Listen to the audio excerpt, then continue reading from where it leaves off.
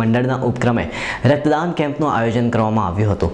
પરમ પૂજ્ય આચાર્ય ભગવંત શ્રી કનક સુરેશ્વરજી મહારાજ સાહેબની 48મી સ્વર્ગારોહણ તિથિ નિમિત્તે યોજાયેલ બ્લડ કેમ્પમાં અતિથિ વિશેષ તરીકે કચ્છ વાગડ સત 24 ટ્રસ્ટના ધીરજલાલ ગઢેચા, હિન્દ માતા ટ્રસ્ટના શ્રી હિન્દવાણી સહિત પાલિકાના સભ્ય સોનલબેન સોલંકી તેમજ દાતા દીપકભાઈ શાહ સહિત મોટી સંખ્યામાં સમાજના ભાઈ બહેનોએ તેમજ યુવકો હાજર રહ્યા હતા।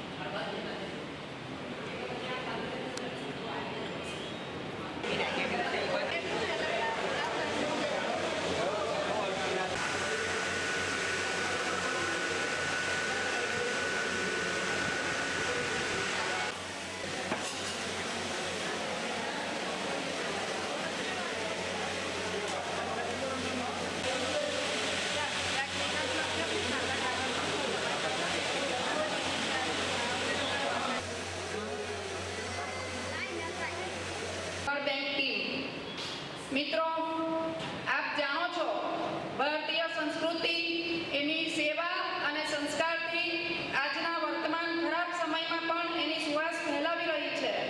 જ્યારે હું મારા યુવાનોને આ કાર્ય કરતા જોઉં છું ત્યારે હું સમાજને નવી દિશા ચિંતનારા આ યુવાનોને ખૂબ સહકાર આપવા માટે એક મારી વિનંતી, અને યુવાનો જ્યારે આવા મહાન દિવસે મહાન કાર્યો કરી રહ્યા છે ત્યારે એક જનપ્રતિનિધિ તરીકે મારા તરફથી any time, anywhere and any place, જ્યારે જે પણ જરૂર હશે એમાં મને અચૂક યાદ કરશો। હું તમારી always I am with you. બીજું, રક્ત એ માનવ શરીર માટે ખૂબ અગત્યનું છે। આપ સૌ જાણો છો વર્તમાન સમયમાં એની તંગી દિવસો દિવસ વધતી જાય છે, અને જ્યારે આ જૈન સમાજે આ પહેલ કરી મારા માટે હું ખૂબ જ આનંદ અને ગૌરવની લાગણી અનુભવું છું। રક્ત એ કોઈકનો લાડક વયો જ્યારે છીનવાઈ ગયો હોય, કોઈકના સૌભાગ્યનું સિંદૂર જ્યારે ભૂસાઈ ગયું હોય ત્યારે આપણે સૌ જાણીએ છીએ કે ઉપરથી કુદરત પણ આમાં આપણને અખૂટ આશીર્વાદ પહોંચાડતો જ હોય છે। તમે આ કાર્યમાં સાચી ભાવના, સાચી સેવાથી જ્યારે આ કાર્ય કરશો તો સમાજની સાથે, વ્યક્તિઓની સાથે, જનસમુદાયની સાથે પરમ કૃપાળુ પરમાત્મા પણ આપણી સાથે જ છે।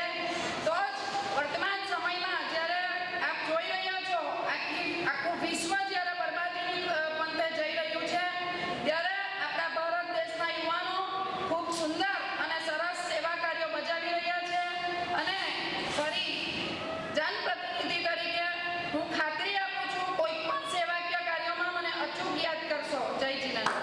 વલસાડ શહેરમાં અન્નાની આંધી ફેલાઈ છે અને અન્નાના આંદોલનમાં જાગૃત નાગરિકો, ડોક્ટરો, વેપારીઓ જોડાઈ રહ્યા છે, ત્યારે શહેરની શાળાઓના વિદ્યાર્થીઓ અને શિક્ષકો પણ ખૂબ જ મોટી સંખ્યામાં જોડાયા હતા અને પોતાનું સમર્થન જાહેર કરતા શહેરની જુદી જુદી શાળાઓના વિદ્યાર્થીઓ અને શિક્ષકોની નીકળેલી રેલી શહેરના જાહેર માર્ગો ઉપર ફરી હતી અને કેન્દ્ર સરકાર સામે વિરોધ પ્રદર્શન કર્યું હતું। આ અગાઉ તમામ મોગાભાઈ હોલ ખાતે એકત્ર થયા હતા, જ્યાંથી રેલી આકારે નીકળ્યા હતા।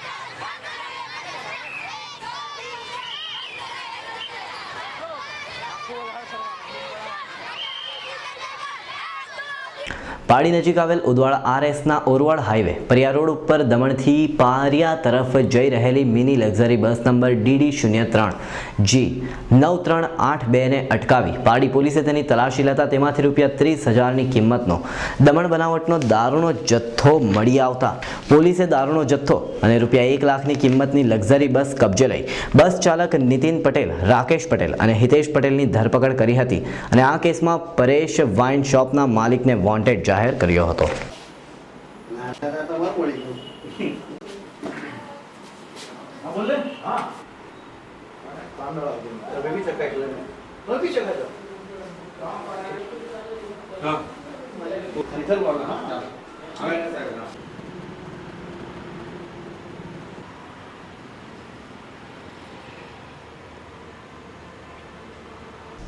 ભ્રષ્ટાચાર નાબૂદી માટેના પગલાંના ભાગરૂપે મજબૂત લોકપાલ બિલની માંગણી સાથે આંદોલન ઉપર ઉતરેલા અન્ના હજારેને પારડી શહેર ભાજપે પોતાનું સમર્થન જાહેર કરીને પારડી 4 રસ્તા બ્રિજ નીચે કેન્દ્રની UPA સરકારની હાય બોલાવી હતી, જ્યાંથી ભાજપના કાર્યકરો અને અગ્રણીઓની નીકળેલી મશાલ રેલી શહેરના જુદા જુદા વિસ્તારોમાં ફરી હતી.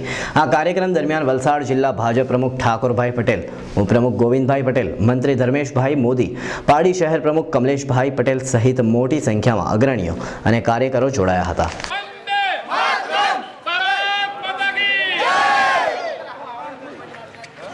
પારડી નજીકના ઉમરસાડી દેસાઈવાડ ગામે પટેલ ફળિયામાં રહેતા 75 વર્ષીય વૃદ્ધની તારીખ 11મી ઓગસ્ટે થયેલી હત્યાનો ભેદ પોલીસે ઉકેલી કાઢ્યો છે.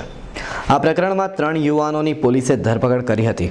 તારીખ 11મી ઓગસ્ટના રોજ પારડી નજીક ઉમરસાડી દેસાઈવાડ ગામે પટેલ ફળિયામાં રહેતા 75 વર્ષીય ઠાકોરભાઈ ગોવિંદજી દેસાઈની રહસ્યમય સંજોગોમાં મળી આવેલી લાશ પ્રકરણમાં પોલીસે ઘટનાની પરિસ્થિતિ અને સંજોગોના આધારે હત્યા અને લૂંટનો ગુનો દાખલ કર્યો હતો. ઠાકોરભાઈ દેસાઈની ગળું દબાવીને હત્યા કર્યા બાદ કબાટમાંથી રોકડા ₹60,000 તથા 15 તોલા સોના દાગીના મળી ₹3.7 લાખની લૂંટ થવા પામી હતી. પોલીસે હાથ ધરેલી સઘન તપાસમાં કોઈ જાણ ભેદુનો હાથ હોવાની શંકાના આધારે મરનાર ઠાકોરભાઈ દેસાઈની પડોશમાં રહેતા 2 ભાઈ ભાવિન ઉર્ફે સોનુ હેમંત દેસાઈ અને સૂરજ ઉર્ફે મોનુ હેમંત દેસાઈ મળી 3 વ્યક્તિઓની શંકાના આધારે અટકાયત કરી હતી. ત્રણેયની હાથ ધરેલી પૂછપરછમાં શરૂઆતમાં પોલીસ સમક્ષ ગોળ કેફિયત રજૂ કર્યા બાદ આખરે પોલીસ સમક્ષ ગુનાની કબૂલાત કરી હતી. પોલીસે ત્રણેય આરોપીની ધરપકડ કર્યા બાદ કરેલી પૂછતાછમાં કબૂલ્યું હતું કે ઠાકોરભાઈના મકાનમાં તારીખ 11મીના રોજ રાત્રે ઘૂસી તેઓનું ગળું દબાવી ધીમ ધાડી દઈ રોકડા તથા સોનાના ઘરેણાની લૂંટ ચલાવી હતી.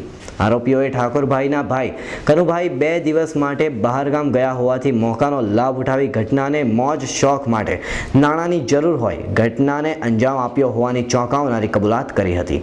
3 પૈકી એક આરોપી ભાવિન દેસાઈ ભરૂચમાં કમ્પ્યુટર એન્જિનિયરિંગમાં અભ્યાસ કરે છે. ભાવિનને ફી માટે ઠાકોરભાઈએ મદદ પણ કરી હોવાનું જાણવા મળ્યું છે.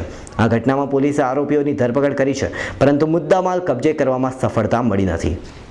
આ આશરે 15 તોલા સોનું અને ₹60,000 રોકડા ઉપરાંત એમનું લાયસન્સ, એમની બેંકની પાસબુક અને ચેકબુકો વગેરે તમામ વસ્તુ આ લોકો લઈ અને ત્યાંથી નીકળી અને કોઈ અજાણ્યા અજ્ઞાત સ્થળે આ વસ્તુઓ નાખેલ હોવાની કેફિયત જણાવે છે. સોના બાબતે હજુ સ્પષ્ટતા થઈ નથી, પરંતુ હાલના આરોપીઓ પૈસા બાબતે કબૂલાત કરે છે અને પોલીસ એ દિશામાં તપાસ કરી અને ખરેખર આ પૈસા ક્યાં છુપાવ્યા છે એ એક પ્રશ્ન છે. ઉપરાંત આ આરોપીઓ જે છે એ ગુનો કર્યા પછી કઈ જગ્યાએ ફરેલા છે, કોને મળેલા છે, એ પણ એક મહત્ત્વના પુરાવા છે. એટલે એ દિશામાં પણ પોલીસ તપાસ કરી રહી છે. એકચ્યુઅલી આ જે આરોપીઓ છે એમણે પોલીસ સમક્ષ એવી જૂઠી વાત રજૂ કરેલી કે તેઓ 8 વાગે પિક્ચર જોવા નીકળેલા, પારડીમાં 11:30 સુધી રોકાયેલા અને સિને પાર્ક વાપી ખાતે 12 થી 3નો શો જોયેલો અને ત્યારબાદ એ લોકો દમણ ખાતે નાઇટ રોકાયેલા અને સવારે 8 વાગે આવેલા. એટલે એ દિશામાં તપાસ કરી તો ખરેખર સિને પાર્કના માલિકે એવું જણાવેલું કે 12 થી 3નો કોઈ શો હોતો નથી અને એવા પ્રકારનું કોઈપણ પ્રકારનું થિયેટરમાં એવી રીતે કોઈ ટાઈમથી કોઈ પિક્ચર ચલાવવામાં આવતું નથી. એને આધારે પોલીસ કસ્ટડીમાં છે, એમની પૂછપરછ ચાલુ છે અને રિમાન્ડ લેવાની પોલીસ તજવીજ કરી રહી છે. સત્ય ન્યૂઝ પર સમાચારોની રફતાર ચાલતી જ રહેશે, તો જોતા રહો સત્ય ન્યૂઝ, આઝાદી સમાચારોની.